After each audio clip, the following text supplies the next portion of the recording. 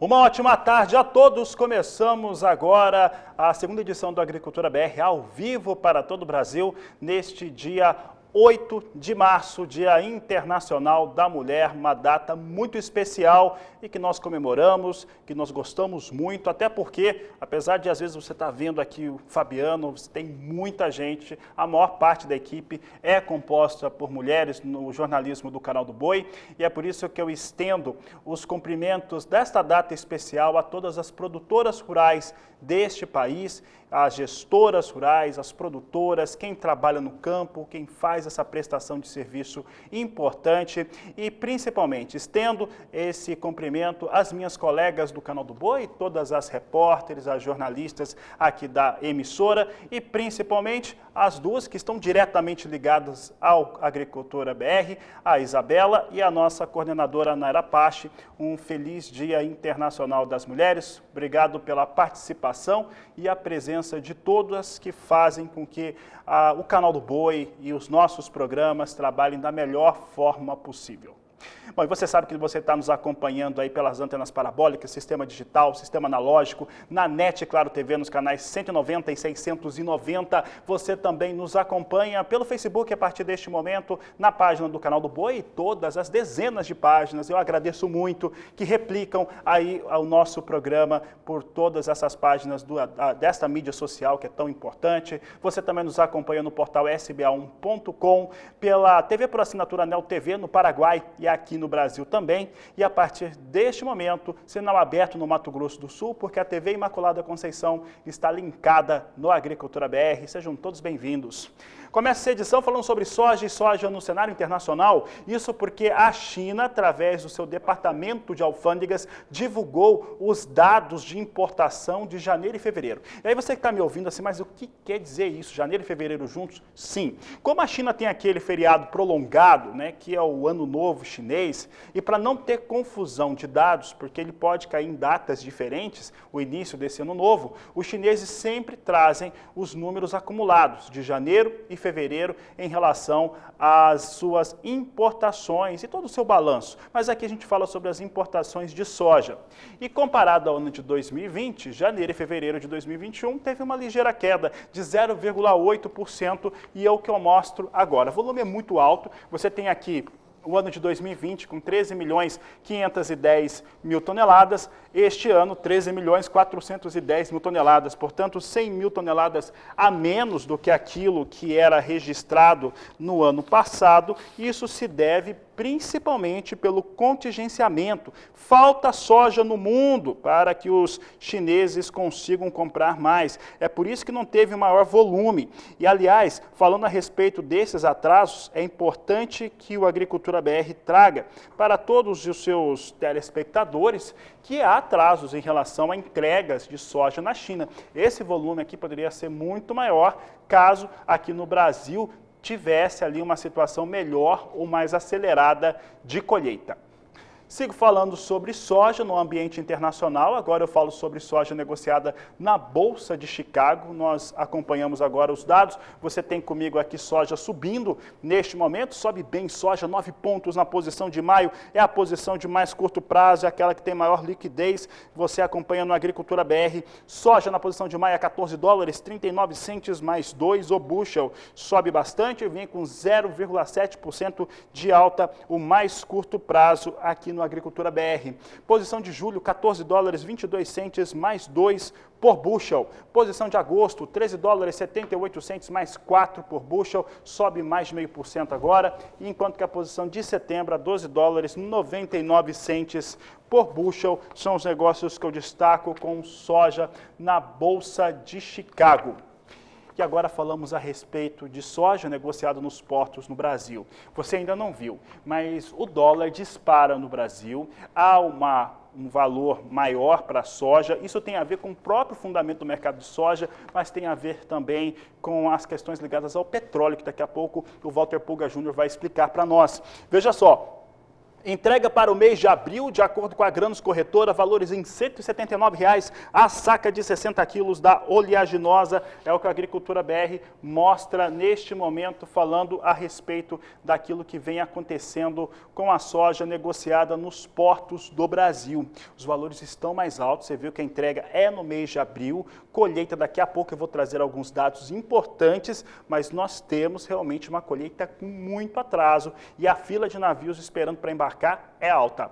E o dólar, hein? O dólar disparava no Brasil no dia de hoje, é o que você acompanha comigo agora. Você tem aqui a venda para o dólar à venda com alta de 0,77% a R$ 5,72, mais 7 para a moeda norte-americana. É o que a Agricultura BR traz em destaque para você, mostrando como é que o dólar dispara no dia de hoje. E o dólar vinha subindo, pelo menos em outros países também, na maior parte do mundo subia hoje mais cedo. Isso tinha a ver também com as questões ligadas a petróleo, a ataques militares, bélicos, lá na Arábia Saudita e assim por diante. Mas quem explica essa confusão toda e como que isso impacta no dólar e, consequentemente, no seu produto aí, nos valores do seu produto de exportação e também os insumos que você precisa importar, é Walter Pulga Júnior, que participa do Agricultura BR. Boa tarde, Pulga, seja bem-vindo. Boa tarde a você, boa tarde a todos. O dólar avança, mas não avança apenas frente ao real, não. Frente ao real chegou a passar hoje de R$ 5,76. Subiu bem mais de 1%, quase 1,40% de alta em alguns momentos. Agora, a alta é menor, a alta é de 0,77%. Mas por que isso está ocorrendo hoje, né? Há uma valorização do dólar frente a outras moedas do mundo também. O dólar sobe frente a diferentes moedas. Ele sobe também frente ao peso mexicano, 1,14%, frente ao rublo russo, né? Alta de 0,33%, sobe frente também à lira turca, né? Alta de mais de 1,5% e quase 0,70% de altas frente ao rand sul-africano. E por que isso acontece? Acontece porque as taxas de juros nos Estados Unidos, dos chamados treasuries, os títulos norte-americanos, já chegaram a subir quase 1,60% hoje. Então nós tivemos aí, vamos dizer, uma busca, né, por títulos americanos que remuneram bem melhor do que remuneravam antes. Isso acaba provocando aí uma valorização do dólar frente a outras moedas em todo o mundo. E lógico, isso vai mexer com todos os mercados que operam em dólar. O dólar se valorizando provoca uma correção no mercado. Agora há pouco nós tínhamos queda para os preços do milho na Bolsa de Chicago, recuperação para os preços da soja, porque muitos investidores tinham desistido de aplicar em soja nos Estados Unidos, houve um recuo, houve um desinteresse, vamos dizer assim, mas o fato é que isso vai alterando todo o mercado mundial, a ponto de nós termos aí alteração também nos preços do petróleo. Agora, aqui no Brasil há um componente mais grave. No caso de valorização do dólar, ajuda essa alta do dólar, essa pandemia avançando no país. Isso causa muita preocupação e já provocou a retirada aí de muitos recursos de investidores da nossa bolsa para fora. Ou seja, tivemos aí uma saída muito acentuada de recursos do país, também por conta do avanço da pandemia e dessas novas variantes, né, da Covid-19 no país. Isso causa muito temor. Fora isso, nós tivemos também o IGPDI, né, o Índice Geral de Preços,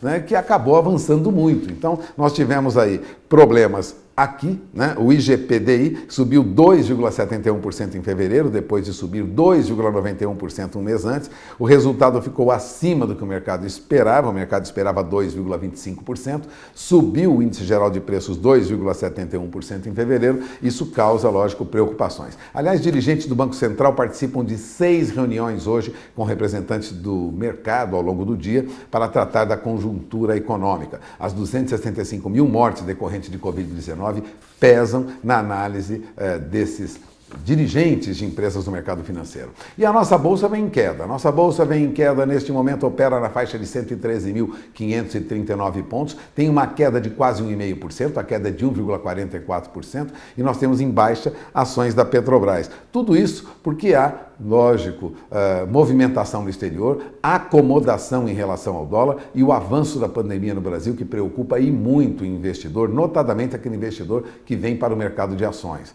a perspectiva é de que nós tenhamos aí um movimento negativo hoje. As mesas de negociação afirmam que a Bolsa Brasileira é pressionada pelo comportamento das moedas no exterior. Lógico, moeda de país emergente se desvalorizando, isso também causa um movimento de baixa aqui. Alta no rendimento de juros nos Estados Unidos provoca aí uma fuga de capitais daqui. Segundo Luiz Felipe Laudísio, da Renascença Corretora, esse movimento externo testa, na verdade, o apetite dos investidores. Sobre a cena brasileira, ele chama atenção para o quadro sanitário ainda drástico no país, ofuscado pela pauta de votação no Congresso aí da PEC emergencial, que ainda está no foco. A pandemia no Brasil, com essas novas variantes, ele disse, segue alarmando todo mundo. Por isso, temos aí queda na nossa bolsa, alta no dólar, frente ao real e também avançando frente a outras moedas. O mundo se ajusta agora, as commodities devem ter uma variação de preço, você vai acompanhar na nossa programação e aqui na Agricultura BR.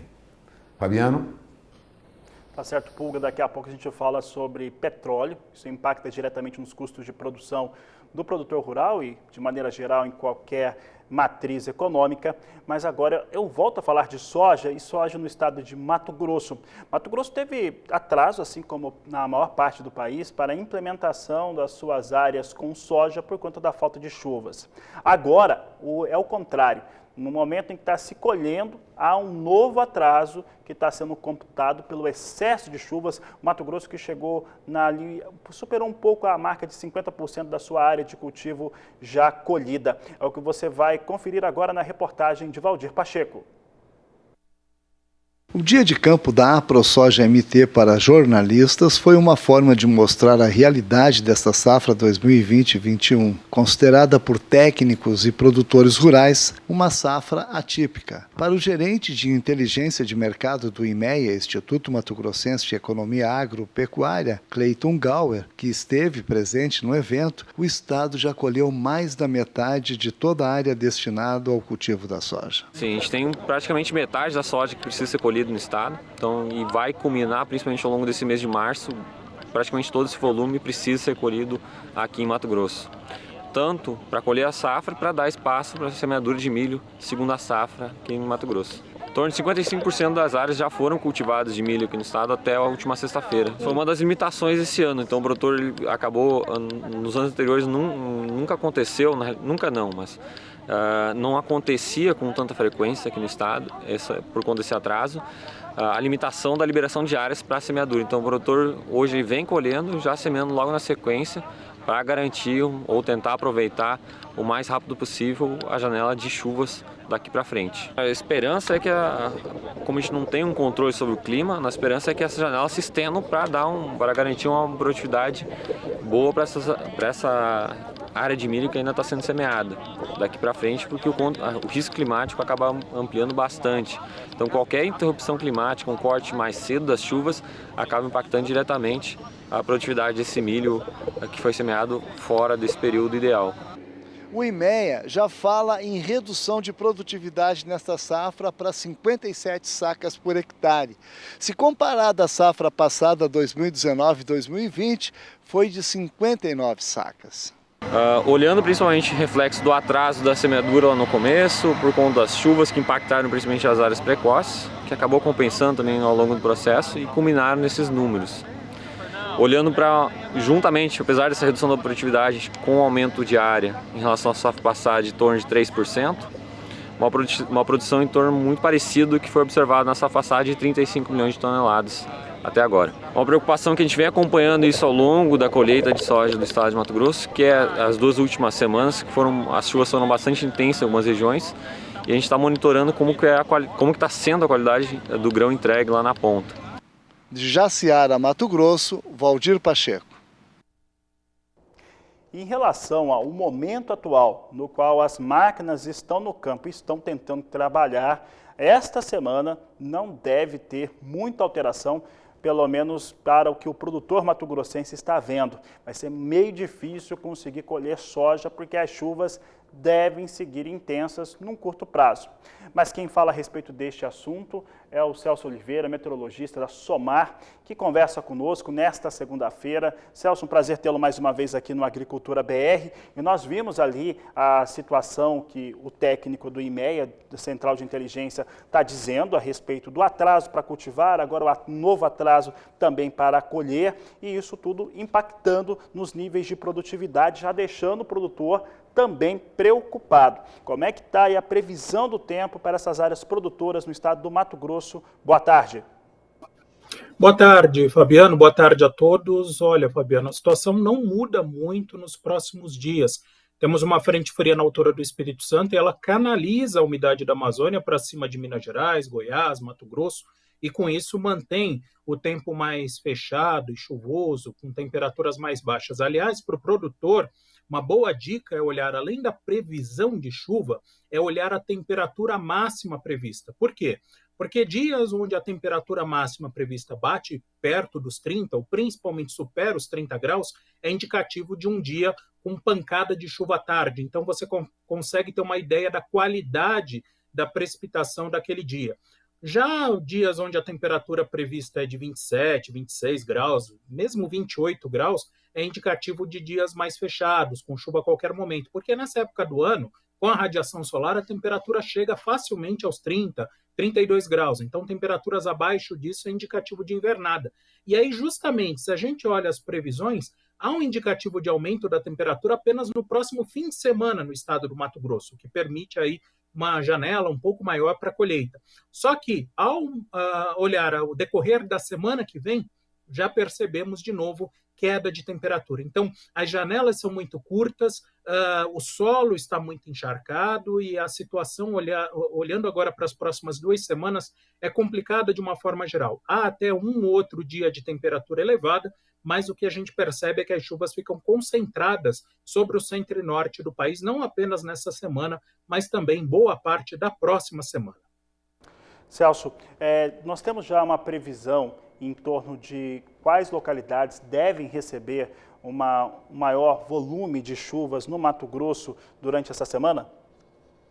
A expectativa é para o norte do estado, principalmente a região da 163, Alta Floresta, também no extremo norte do estado, acumulados que devem chegar a 150 milímetros em 7 dias. Lembrando que na semana passada, na 163, principalmente na região de Sorriso, em apenas um dia choveu 200 milímetros, o que provocou aí até aumento aí do nível de rios e mesmo em áreas produtoras o encharcamento total do solo, com impossibilidade da entrada da máquina no campo. Celso, uma outra pergunta a respeito do estado do Mato Grosso. Você disse que esse clima deve perdurar até o final de semana. Final de semana nós já temos uma previsão de temperaturas mais altas. Isso significa automaticamente que as precipitações cessam ou pelo menos reduzem frente a esses volumes tão fortes de chuva? Elas acabam caindo mais para o final da tarde. Na realidade, quando a gente tem aumento da temperatura prevista, não quer dizer que a chuva pare, até porque nessa época do ano é normal termos chuvas persistentes, mas qual que é o problema? É justamente o Laninha. O Laninha que trouxe o atraso da chuva na primavera, agora provoca persistência. Esse mapa é o mapa da temperatura. Olha só que interessante, como as temperaturas previstas no próximo sábado já chegam a 30, 33 graus em Mato Grosso. Então é indicativo de sol pela manhã, porém com pancadas de chuva à tarde. Não tem muito jeito de fugirmos aí das precipitações durante a tarde. A questão é que se a gente vai para o decorrer da semana que vem, a temperatura ela volta a cair, indicando mais tempo fechado, chuvoso, ou seja, essa trégua é pequena. Mas olhando um pouco essa questão da temperatura, a dica é essa. A chuva não para, até por conta do Laninha, que está fazendo com que a chuva seja mais persistente nesse final de verão e início de outono, mas o que a gente percebe é justamente essa chuva mais concentrada nos fins de tarde. Então, isso acaba permitindo aí a retomada das atividades de campo. Uma pena que, infelizmente, essa retomada, essa trégua aí da chuva, essa diminuição da chuva, ela não é muito persistente. O ideal é que tivéssemos aí uma semana de temperaturas altas no estado do Mato Grosso. E isso a gente não vê, pelo menos por enquanto. Celso, então, em resumo, para o produtor, para o sojicultor do estado do Mato Grosso, devemos ter, então, uma semana agora chuvosa, uma pequena trégua, uma pequena janela e depois as chuvas voltam com intensidade de novo, então ele tem que aproveitar a janela para colher.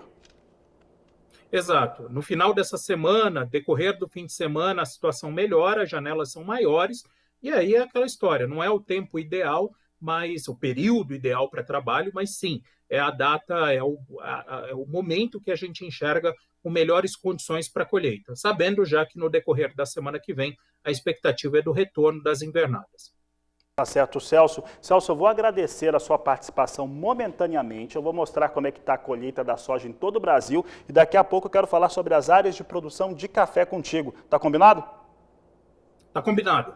Tá certo? O Celso continua por aqui e agora eu falo a respeito dos números da consultoria AG Rural que foram apresentados na manhã desta segunda-feira e trazem a situação de como que está a colheita no Brasil. Evidentemente, a colheita continua com muito atraso frente ao ano passado e também a média dos últimos 5 anos. Em relação ao avanço intersemanal, foi de 10 pontos percentuais e ele não foi tão grande porque o Mato Grosso, que é o que dá, de certo modo, a temperatura da colheita no Brasil, é a maior área produtora do país, teve dificuldades aí de avanço. Avançou, mas não avançou tanto quanto vinha nas últimas semanas. Vamos dar uma olhada então nos números da AG Rural. Esses números são com a colheita até o último dia 4 de março. Ano passado, a colheita estava em 49%. Agora vem com 35%, de acordo com os números da AG Rural, divulgados na manhã desta segunda-feira. Você vê um atraso de 14 pontos percentuais comparado ao ano passado. O avanço intersemanal, como eu disse, foi de 10 pontos percentuais, de acordo com os dados que foram apresentados aí pela AG Rural em relação aos números de colheita em todo o Brasil. Sigo falando a respeito de soja e falo sobre as exportações e os embarques. Por quê? Porque os embarques brasileiros, eles estão diretamente ligados a esse fator que o Celso Oliveira da Somar acabou de dizer e esses números que nós trouxemos agora da AG Rural. Ora, se não tem soja colhida, a situação para embarcar, para exportar também fica com muita dificuldade. A fila de navios, você sabe, é bastante intensa. Nós temos o maior line-up da história. Semana passada eu conversava com o representante da Pátria Agronegócios, o maior line-up da história, 15 milhões de toneladas, comparando todos os navios aí em 45 dias para tirar soja do Brasil.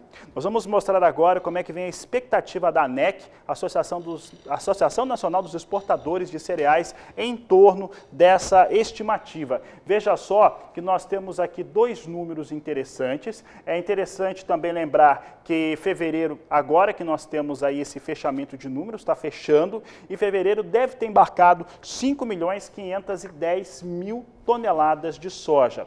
Há uma estimativa de um desembaraço maior em relação aos embarques de soja do Brasil e, com isso, eles alcançam 13.790.000 toneladas no mês de março. Olha, é isso mesmo, né? Nós estamos aí com 15 milhões de toneladas para embarques de soja no Brasil, considerando o line-up, então se sair em torno de 14 milhões de toneladas, se tudo der certo no campo, com a colheita, transporte chega até os portos, também tem as questões para chegar aos portos, né, rodovias, estradas com problema também por conta do excesso de chuvas, devemos embarcar aí 14 milhões de toneladas, de acordo com os números de estimativa da ANEC.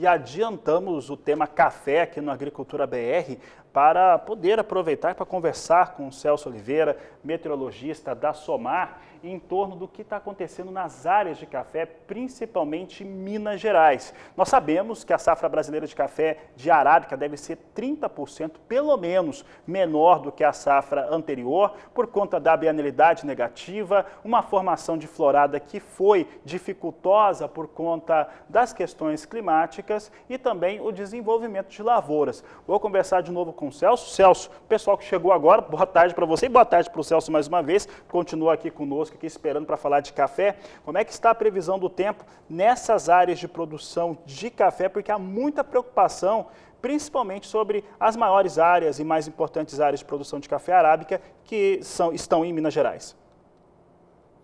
Pois não, Fabiano, boa tarde mais uma vez, boa tarde a todos. Olha, a situação neste momento, se compararmos com o que foi a primavera, de fato, muito seca, né, e com problemas aí na florada, a situação é mais confortável agora no sul de Minas Gerais e também na Mogiana. As chuvas vêm caindo com frequência. Tivemos até um excesso de chuva, mas áreas de Conilon, aí entre a Zona da Mata e o Espírito Santo. No sul de Minas, as precipitações não foram tão intensas assim nas últimas semanas. Continua chovendo agora, nessa semana, também na próxima, mas não há expectativa de nada extraordinário, né, que pudesse trazer aí, eventualmente, problemas de erosão ou até mesmo alguma invernada mais longa. A gente observa problemas aí com relação aos grãos, mas especificamente no café a situação é mais confortável. Talvez uma questão que a gente vai falar mais à frente seja a colheita. Por quê? Porque essa chuva que está caindo agora no verão, ela prossegue também durante o outono.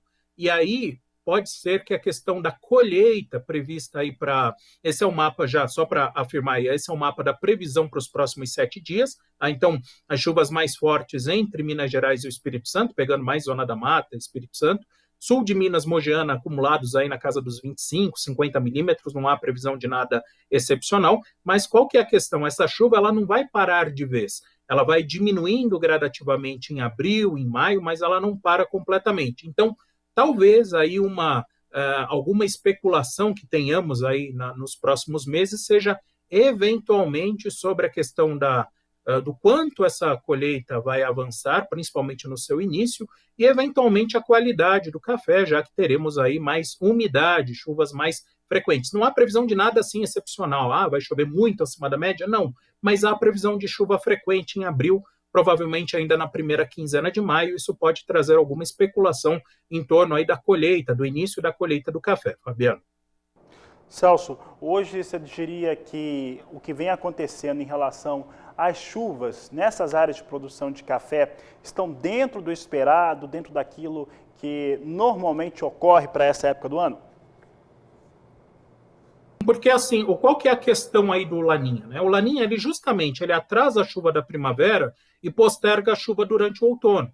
Então, o que a gente vem observando aí, não só nas áreas de café, mas em boa parte do Brasil, desde meados aí do segundo semestre, é um padrão considerado normal. Talvez o único ponto fora aí, falando até de café, tenha sido a chuva excessiva observada em janeiro, no norte do Paraná, na Alta Paulista, na região de Marília. Tirando isso, o que a gente observa aí nesses últimos meses é um padrão considerado normal, ainda mais influenciado pelo Laninha. É claro que esse padrão normal, né, o normal para o clima, mas não obrigatoriamente isso seja desejável para a agricultura. E aí, por isso mesmo que existe toda essa especulação em torno da diminuição da safra, não apenas pela bianualidade, mas também por conta da estiagem excessiva que tivemos na primavera. Mas isso foi causado justamente pelo fenômeno Laninha, Fabiano.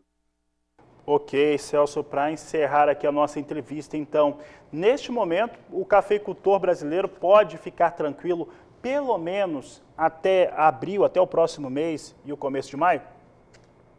Sim, porque a chuva não corta, né? Então, pensando agora justamente nesse período final de enchimento de grão e posteriormente, mais à frente, vamos ter a colheita, não há uma expectativa do corte da chuva como a gente viu, por exemplo, no ano passado. No ano passado, entre a Mogiana e o sul de Minas, tivemos algumas áreas que a chuva cortou em meados de março. Não é o caso deste ano. A chuva prossegue em março, prossegue ainda também durante o mês de abril com uma certa frequência, Fabiano. Celso Oliveira, obrigado pela participação aqui no Agricultura BR. Um grande abraço a você e a toda a equipe da Somar Meteorologia. Até a próxima.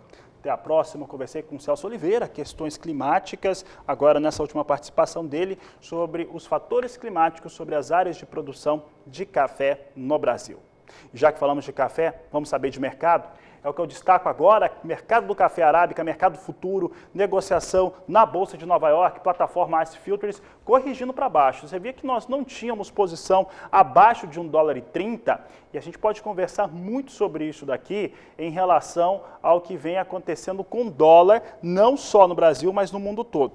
Vem aqui para o estúdio um pouco, vou pedir para a minha produção falar para mim quanto é que está o dólar agora, nesse momento, porque essa situação do dólar em relação ao balanço dos valores, principalmente com o café, tem uma sensibilidade talvez até maior, já que o Brasil é o maior produtor e exportador e as negociações são em Nova York. Então, estou esperando aqui o dólar, o pessoal vai falar para mim quanto é que está, enquanto que a posição de maio, $1,28 mais 20 a libra peso. Julho, $1,30 mais 20 a libra peso, as posições perdendo 0,65%. Setembro vem com $1,32 mais 10 por libra peso. Dezembro, $1,33 mais 95 por libra peso, vai perdendo um pouco menos, mas nós temos aqui hoje recuo para a moeda norte-americana. Neste momento, nós estamos com o dólar a R$ 5,71 alto. Então, nós temos elevações para as negociações com café, isso influencia diretamente tudo que se negocia na exportação. E café talvez seja o mercado mais sensível para essa questão, porque os fundamentos no mercado do café, assim como os fundamentos para o mercado de soja e milho, hoje esses três mercados são muito consolidados em relação aos elementos que são relacionados aos parâmetros de negociação. Vou estender, tá? Vou corrigir. Mercado de soja, mercado de milho, café e de boi gordo, esses quatro mercados têm seus parâmetros muito bem definidos para manter valores em alta e em elevação, quer dizer, eles devem continuar elevando. No momento, a questão do mercado do café está muito ligada a dólar, já que esse produto brasileiro é exportado. Então, há uma compensação lá na Bolsa de Nova York com as elevações para o dólar aqui no Brasil.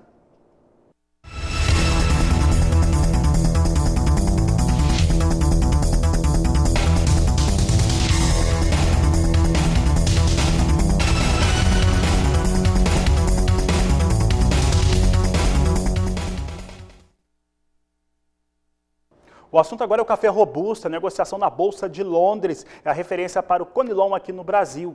O robusta em Londres é negociado em dólar e tonelada e você acompanha comigo os números aqui no Agricultura BR, vindo em correção também. Perde bastante, aqui as duas posições de curto prazo perdem um piso de $1.400 nesta segunda-feira. Maio, $1.362 a tonelada, queda de 1,37%. Julho, $1.383 recua 1,21%. Setembro, $1.400 cravados, com queda de 1%. E a posição de novembro, $1.415 recua 0,98%. Hoje o café robusta também recua no mercado de Londres. Isso tem a ver com a moeda norte-americana também um pouco, mas como a arábica recua, você tem ali uma influência de mercado também sobre o robusta.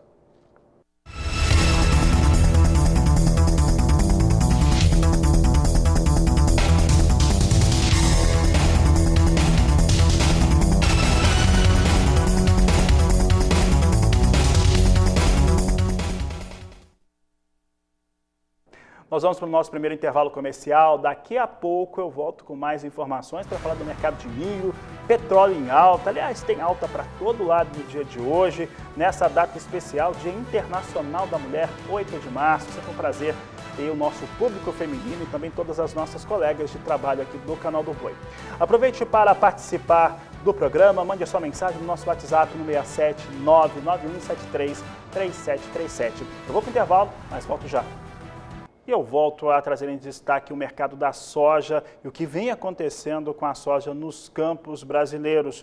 Você, no primeiro bloco da Agricultura BR, teve os números da AG Rural, o acompanhamento no estado do Mato Grosso e a previsão do tempo, principalmente no Mato Grosso, que vem com uma situação bem complicada para a colheita nesta semana e na próxima, com janela provável apenas neste final de semana, quando as chuvas devem dar alguma trégua. Agora nós vamos falar sobre o estado do Paraná. Paraná também vem com dificuldades e atrasos na colheita, assim como todos os estados brasileiros. E para falar a respeito deste assunto, nós vamos conversar pela internet com o Márcio Luiz Bonesi, ele que é presidente da AproSoja do estado do Paraná e está conosco nessa edição do Agricultura BR. Márcio, obrigado pela participação aqui no Agricultura BR, no canal do Boi, e eu quero saber como é que a AproSoja local está avaliando essa safra 2020-2021, que ainda está nos campos e que a colheita tem apresentado algumas surpresas desagradáveis para o produtor. Boa tarde, seja bem-vindo. Boa tarde, Fabiano Reis. É muito bom estar aqui no Agricultura BR, falar um pouquinho do estado do Paraná. Esse ano a sojicultura aqui no estado vem passando momentos bem difíceis, né? Nós tivemos um atraso no plantio devido a uma seca histórica aqui no estado do Paraná. Depois nós tivemos um janeiro aí com 21 dias de chuva, dos 30 dias, 21 dias com chuvas, e agora a safra está bastante atrasada. Só para citar os números, Fabiano, nós estamos agora no momento do estado em torno de 25% da área colhida.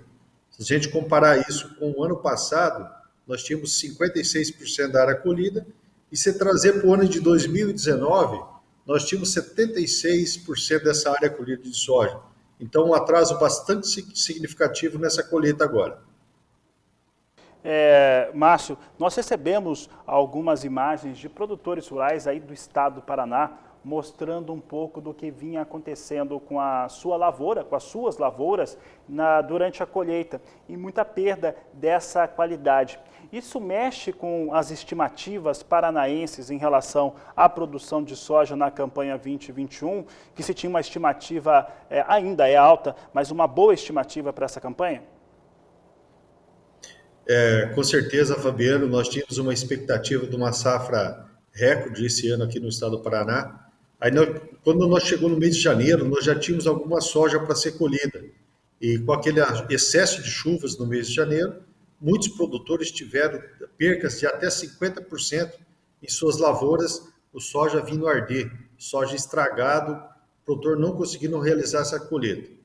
Depois, no segundo momento agora, Fabiano, nós tivemos algumas produtividades muito boas aqui no estado, né? Chegamos perto aí de 70, 75 sacas por hectare, mas agora com esse atraso no plantio, esse soja está saindo bastante tarde também, e as produções vieram cair em torno de 50 a 55 sacas por hectare. Mas são áreas muito manchadas, tem algumas áreas que nós temos boas produtividades e em algumas outras áreas já temos produtividades menores. Mas sim, precisa avançar mais essa colheita, Fabiano. Ela está muito atrasada, para a gente ver como que vai fechar os números dessa safra. Mas nós projetamos já, assim, uma safra menor do que a do ano passado. O que vocês têm orientado o sojicultor paranaense, como é que vocês têm conversado com esse sojicultor que está tentando trabalhar no campo quando a chuva permite?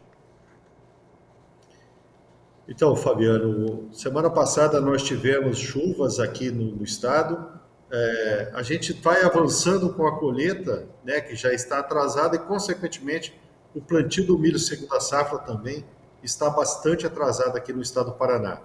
E conforme vai avançando, a plantadeira já está atrás da área colhida ali, para tentar ganhar esse tempo para estar implantando o milho segunda safra.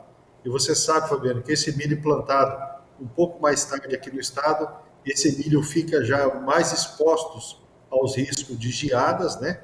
Aqui no estado do Paraná, que isso acontece, e também o produtor vai colocando menos tecnologia nesse milho, já que ele está tardio e já está fora da época ideal de plantio. Isso é um agravante, nós esperamos também, não só uma produtividade menor de soja agora, mas para o futuro uma produtividade até menor de milho, devido a esse atraso do plantio também aqui no estado do Paraná.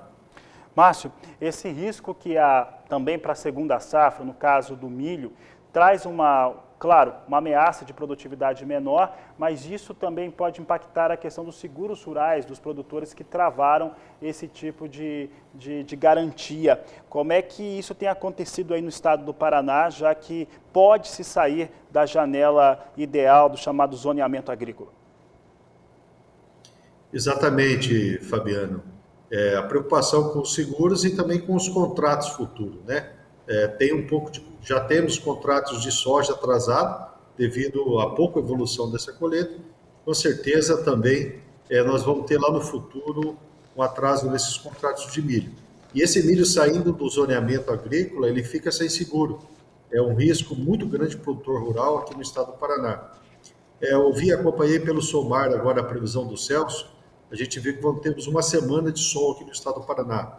Isso vai ajudar a adiantar essa colheita, né? Com certeza, uma semana aí nós vamos adiantar, poder trabalhar aqui no estado do Paraná com a colheita e, consequentemente, como nós tivemos chuvas na semana passada, a umidade do solo vai estar ideal, vamos estar realizando o plantio. Mas só relembrando que esse milho ele já está fora da janela ideal do plantio. Tá certo, Márcio. Eu quero agradecer a sua participação aqui no Agricultura BR, no Canal do Boi. Desejar a você e a todos os sojicultores aí no estado do Paraná bom trabalho, boa colheita e que a gente consiga fazer essa atividade nesta semana que vai parar um pouco essa chuva. Ok, Fabiano, um abraço a todos aí. Fico à disposição do Agricultura BR, de vocês, para estar trazendo aí como está a evolução da colheita aqui no estado do Paraná. Tá certo, Márcio, um grande abraço a você, bom trabalho para todo mundo aí da ProSoja do estado do Paraná. Então, a ProSoja no estado do Paraná também enfrentando, né, trazendo, né, o estado do Paraná enfrentando essas questões ligadas à chuva. Conversei com Márcio Luiz Bonesi, presidente da ProSoja paranaense, que assim como no Mato Grosso, vem vivendo uma situação complicada com perda de produtividade e, consequentemente, nas suas estimativas de produção.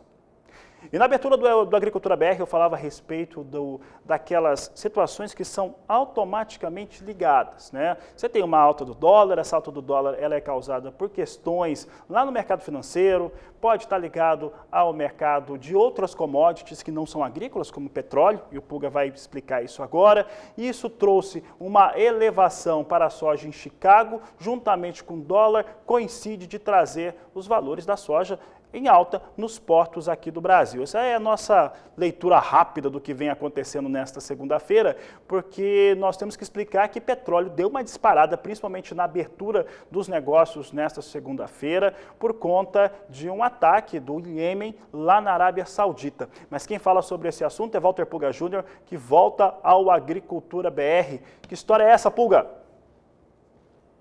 Bom, o que nós tivemos foi uma movimentação no mercado de petróleo que começou no domingo à noite já, né? O que ocorreu é que o Ministério de Minas e Energia da Arábia Saudita informou que o porto de Ras Tanura foi atacado por um drone com um míssil balístico perto de uma área estatal da petroleira Saudi Aramco, usada para residências em Dhahran, lá na região leste do país. Ninguém ficou ferido, não houve danos às propriedades, de acordo com o governo da Arábia Saudita, é o que informavam as autoridades sauditas através da imprensa estatal. Mas isso trouxe uma movimentação no mercado de petróleo que mesmo no domingo à noite, no sistema eletrônico, o petróleo era negociado acima de $71 o barril. Eu falo do petróleo tipo Brent, que é um petróleo de qualidade superior, nós sempre repetimos aqui, né? Bom, depois de operar em alta no dia 23, quando começamos com as operações nesta segunda-feira, o petróleo já estava acima de $70 o barril. Pela primeira vez desde o início da pandemia, nós tínhamos aí um mercado no dia a dia, o dia comum, né, dia útil, vamos dizer assim, operando em alta.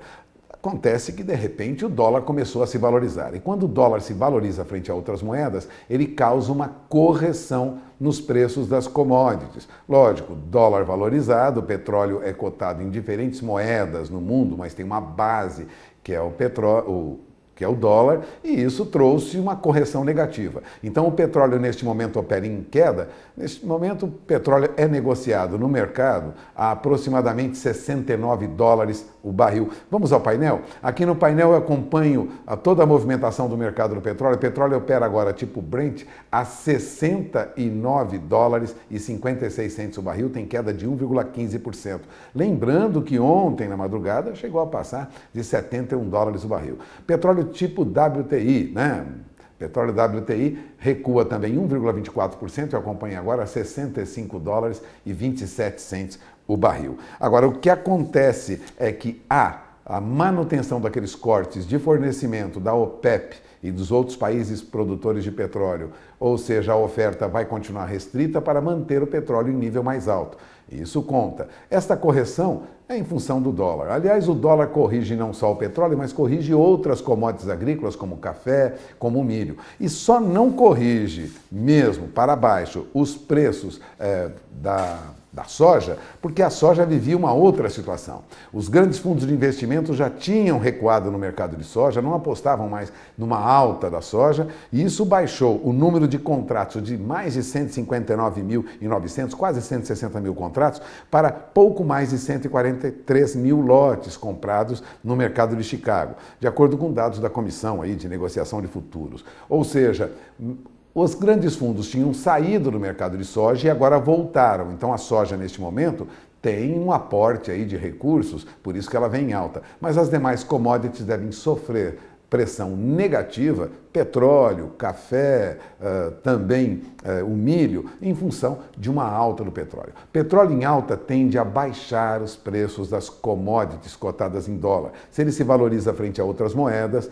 os produtos vão se ajustando em valores mais baixos. Quando o dólar perde valor, a tendência é que, do mesmo modo, ocorre um movimento contrário, haja uma valorização de alguns produtos. Isso ocorre principalmente por conta de movimento de câmbio. No caso do Brasil, se sobe o preço em dólar, lógico, sobe também em reais, né? Agora, sobe em reais, nem sempre sobe em dólar. Acompanhando o câmbio, é um movimento que vai no dia a dia. Agora, de qualquer maneira, dólar valorizado tende, lógico, a pressionar as moedas de países emergentes como o Brasil. Então, neste momento, nós temos aí os preços se ajustando das commodities agrícolas e commodities metálicas em todo o mundo. De olho na informação, porque o que ocorre com a moeda que mais circula em todo o mundo, que é o dólar americano, vai influenciar sim no preço do seu produto e também nos custos que você vai ter para importar insumos ou pagar por insumos importados que nós precisamos aqui. De olho na informação, o câmbio vai movimentar mesmo os custos de produção, vai causar preocupação e vai ajudar na hora de exportação. Dólar em alta tende a aumentar a exportação do Brasil, como se sabe, os exportadores veem um bom mercado e nós temos preços condizentes. De olho é no custo dos insumos que também estão subindo. Fabiano? Obrigado, Walter Pulga Júnior. Por aqui eu sigo agora falando sobre milho na Bolsa de Chicago, porque milho tem correção por lá. Vai recebendo essa carga. O Pulga explicou muito bem a respeito de como que age sobre commodities como o milho. Nós temos aqui a posição de maio perdendo neste momento 0,9% a R$ 5,40 mais 4. Posição de julho, $5,30 o bushel. Setembro, $4,94 mais 4, perdendo quase 1% também.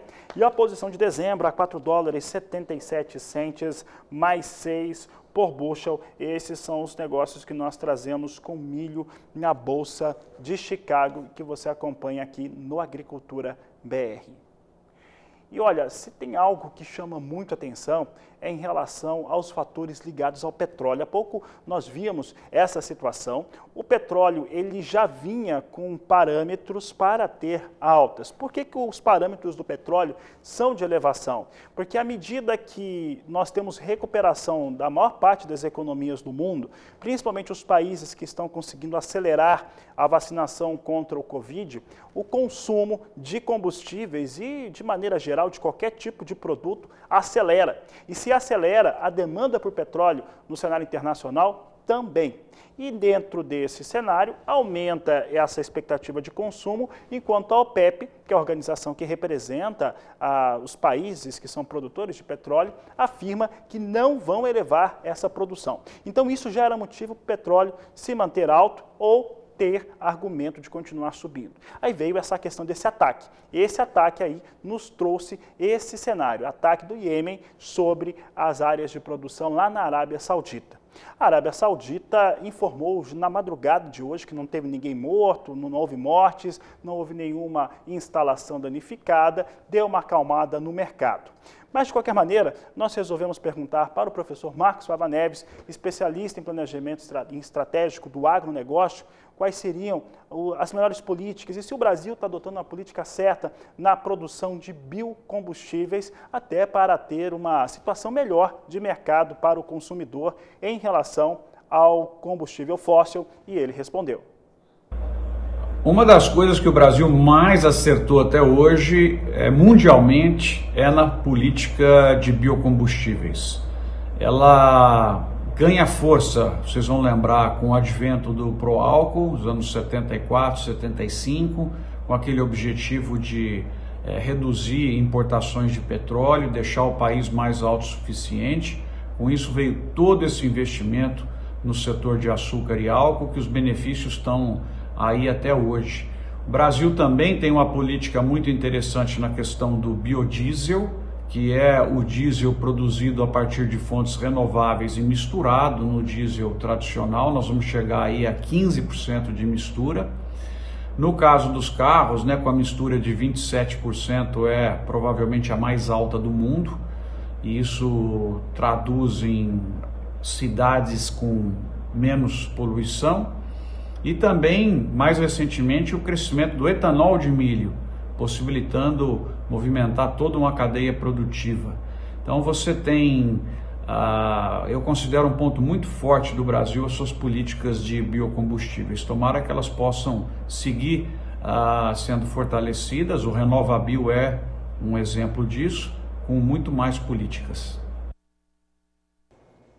Tá aí, professor Marcos Fava Neves, ele que participa diariamente aqui do Agricultura BR. Um grande abraço a ele. Por aqui eu sigo falando sobre milho e agora nós vamos dar uma olhada no mercado futuro brasileiro. O mercado fechava a última semana com elevações também no mercado futuro. Há pouco, a nossa equipe de produção confirmava correções para o milho negociado para os próximos meses aqui no Brasil. É o que nós vamos conferir agora, vendo como é que vem o mercado ao vivo na B3. Veja só que nós temos hoje milho em queda e a posição de março para o milho vem com queda de 1,08% a R$ 89,91 a saca de 60 quilos. Maio, que se aproximava de R$ 96,00 no fechamento da última sexta-feira, vem com R$ 94,30 a saca, uma queda de 1,67%. Já a posição de julho tem correção de 0,44% a R$ 89,90 a saca de 60 quilos, enquanto que a posição de setembro ela vem com os valores a R$ 85,21 a saca de 60 quilos, uma queda de 1,15%. É o destaque que trazemos agora com o mercado futuro do milho no Brasil, hoje em queda, mas os números, os valores, devo perceber, são realmente bem elevados. Falamos de milho agora no mercado físico brasileiro e é inegável, os valores dobraram em pouco espaço de tempo. É o que nós vamos conferir agora na reportagem de Kylie Rodrigues. Comparado com o preço registrado há 24 meses atrás, março de 2019, o valor médio mais do que dobrou. A variação acumulada supera os 110%. Já o frango vivo continua acompanhando, mas muito à distância, a evolução desses preços. Mesmo que no início de março tenha registrado a segunda melhor cotação de todos os tempos, como por exemplo a média atual de R$ 4,50 o quilo, se encontra abaixo apenas do recorde de R$ 4,56 registrado em novembro passado. Em março de 2019, por exemplo, com uma tonelada de frango vivo, o produtor adquiria perto de 75 sacas de milho. Agora, para adquirir o mesmo volume do grão, ele necessita de um volume 51% maior. Vamos saber agora como é que andam as lavouras lá no estado do Rio Grande do Sul, nesta atualização feita pela jornalista Viviane Lara. A chuva deve permanecer ainda essa semana aqui no estado. Segundo o informativo da Emater, os totais devem oscilar entre 15 e 30 milímetros em boa parte das localidades da metade sul. No restante do estado, os valores deverão variar entre 35 e 50 milímetros, mas poderão superar 60 milímetros em alguns municípios do Alto Uruguai, Planalto e dos Campos de Cima da Serra. Por outro lado, a redução e até mesmo a ausência de chuvas em algumas regiões na última semana deixou aparente o estresse hídrico da cultura da soja em determinadas áreas. A presença de pragas em geral é baixa. No entanto, a ferrugem asiática avança nas lavouras do estado. Segue também a colheita do milho. Na região de Frederico Westphalen, mais ao norte, a produtividade projetada era de 8.580 quilos por hectare. E a perda deverá ficar em 65% devido aos danos causados pela estiagem. As menores produtividades foram registradas nas lavouras semeadas em agosto. De Cruz Alta, Rio Grande do Sul, Viviane Lara.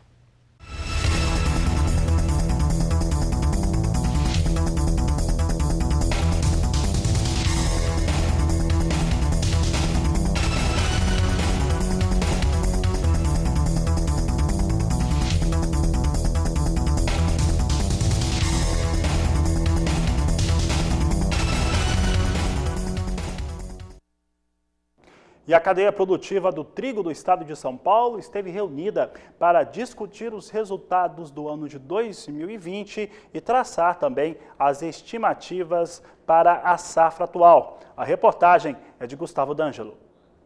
De acordo com o levantamento feito pela Câmara Setorial do Trigo de São Paulo, com base nos dados fornecidos pelas maiores cooperativas paulistas, o estado prevê um aumento de área de até 15%, com novo recorde de produção de aproximadamente 340 mil toneladas.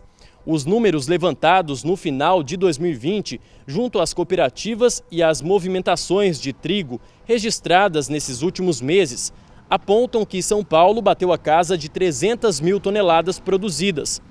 Parte do trigo produzido no estado, de acordo com as cooperativas, ainda está em estoque e será comercializado ao longo dos próximos dias. Da parte dos moinhos, o momento é de grandes incertezas, com muita volatilidade, fator que dificulta a vida das indústrias moageiras, por conta da complexidade de precificar o produto no mercado. Isso porque este foi um dos inícios de ano com menor volume de vendas, com números muito baixos no estado.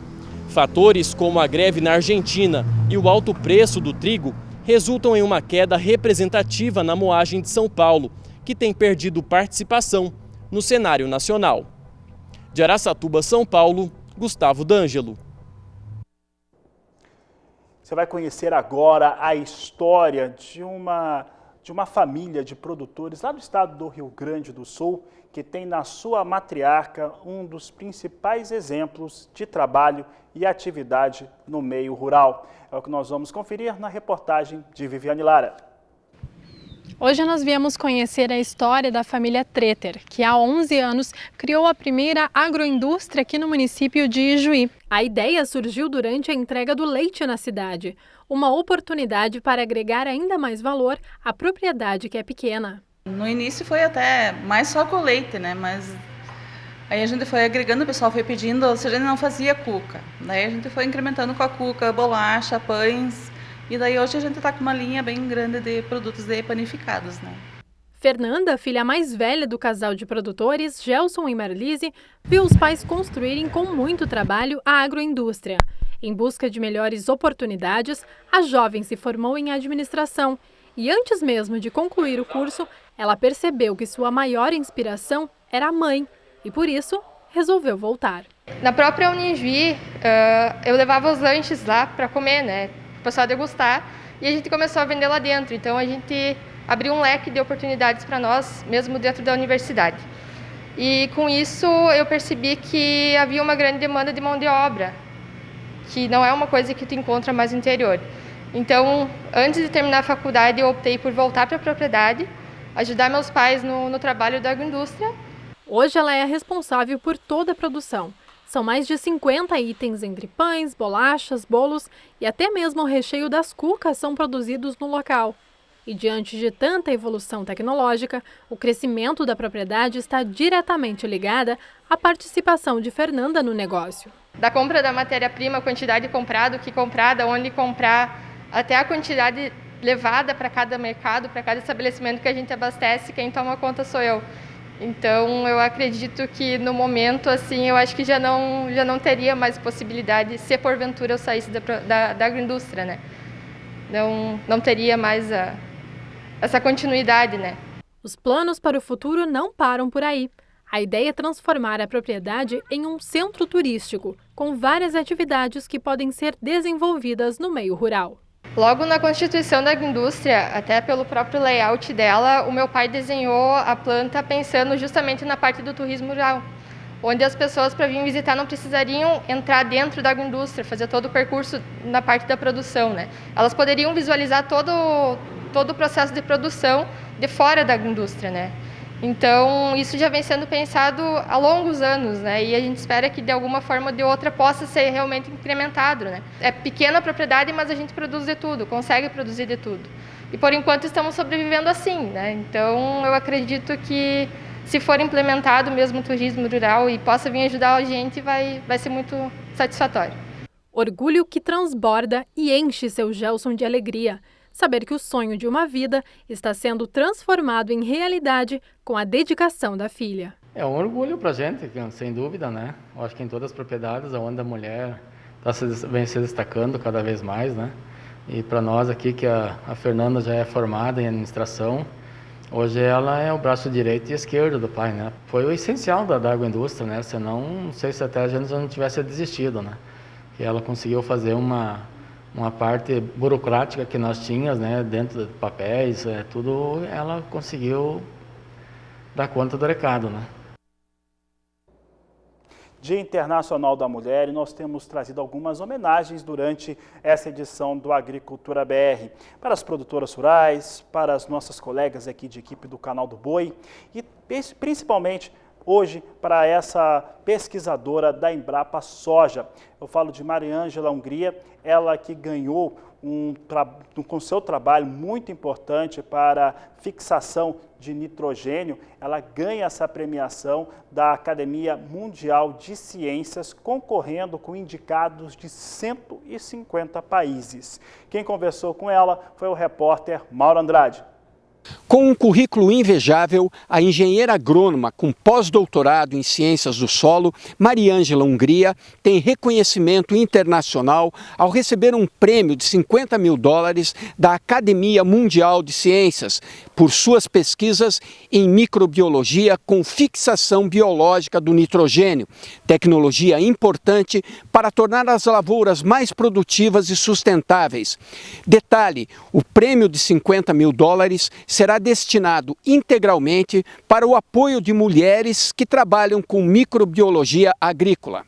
Falar no Dia das Mulheres, né? Então, dizer como é que foi. Eu sou de uma época que a agronomia era só quase para homens e microbiologia não existia na agronomia, praticamente. Mas lá fui perseverante, falei, não, eu quero ser agrônoma e quero ser microbiologista. Isso era uma coisa que desde criança eu queria.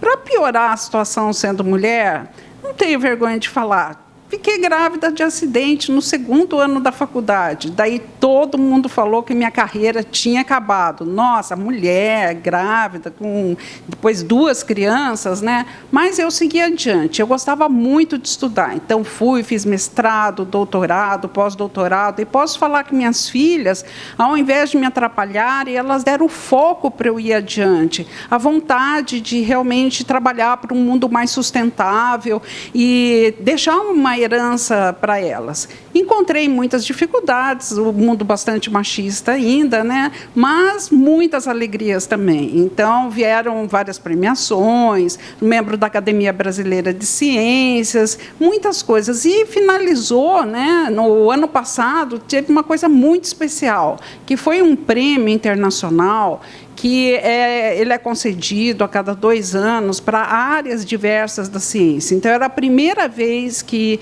ia ser dado para a agricultura, tinham 150 países concorrendo, e eu fui co-vencedora desse prêmio. Um prêmio de $50 mil, bastante dinheiro. Falei, não, chegou a hora de eu dar uma retribuição, porque eu recebi muito. Eu estudei em escola pública, eu estudei em faculdade pública, mestrado, doutorado, fiquei altamente capacitada, porque o país investiu em mim. Então, chegou a hora de eu dar um retorno. Daí eu decidi, não vou mexer num centavo desse prêmio. Vou dar prêmio, vou dar premiações, bolsa de estudo, o que for. Mas também tenho que puxar do nosso lado, né, mulheres? Vai ser exclusivamente para mulheres, porque para nós é mais difícil, ainda é mais difícil. Nós temos a capacidade, mas temos que também cuidar da família, cuidar de outras coisas, cuidar do meio ambiente, né? Nós mulheres somos muito mais ligadas na sustentabilidade, então esse vai ser o destino 100% desse prêmio, ajudar mulheres, bolsas de estudos, premiações para mulheres na área da agricultura, de preferência na microbiologia agrícola. Da Embrapa Soja, em Londrina, Mauro Andrade. Gostei demais. Nossos cumprimentos à doutora Mariângela Hungria, pesquisadora da Embrapa Soja. Por aqui, o Agricultura BR faz agora um convite muito especial para você, pecuarista. Olha só, hoje e amanhã nós vamos ter aí uma grande venda de sêmen de raças zebuínas e também europeias. Isso porque o Genética BR realiza nesses 2 dias com transmissão pelo canal do Boi e @play. Hoje serão oferecidas 113 doses de sêmen de grandes raçadores zebuínos, da Brahman, Guzerá, Nelore, Nelore Mocho, Sind e Tabapuã. Já amanhã é a vez das raças europeias, com oferta de 40 doses. Você vai ter sêmen de Angus, Red Angus, Brangus, Red Brangus, Charolais, Hereford, Pardo Suíço, Senepol e Cimental. Então, uma grande oportunidade aí de você trazer uma evolução importante para o seu rebanho. Então, não perca hoje e amanhã, é claro, que é aqui pelo canal do Boi e também no @play.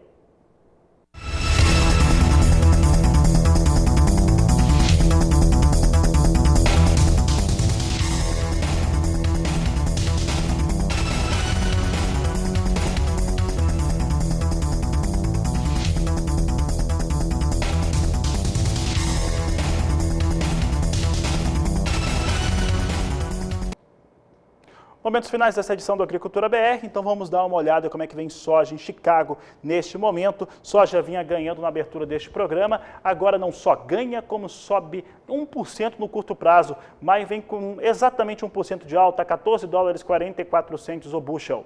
Julho, $14,28, também ganhando 1%, o mesmo acontecendo com a posição de agosto, quase 1% de alta a $13,84 mais 6, e a posição de setembro, $13,04 por bushel, com alta de 0,9%. São os negócios que eu destaco agora com soja em Chicago. Veja comigo como é que vem o dólar comercial. Moeda norte-americana aqui no Brasil vem com alta a R$ 5,72, alta de 0,65%. E mais informações e notícias daqui a pouco às 16 horas na terceira edição do Agricultura BR. Eu desejo a todos uma excelente tarde, principalmente para você, produtora rural, para você que trabalha com agronegócio, a mulher aqui que está no agro. Grande abraço a você, um feliz dia. Todo dia é Dia da Mulher, mas claro que 8 de março é muito especial. A todos uma ótima tarde e até mais.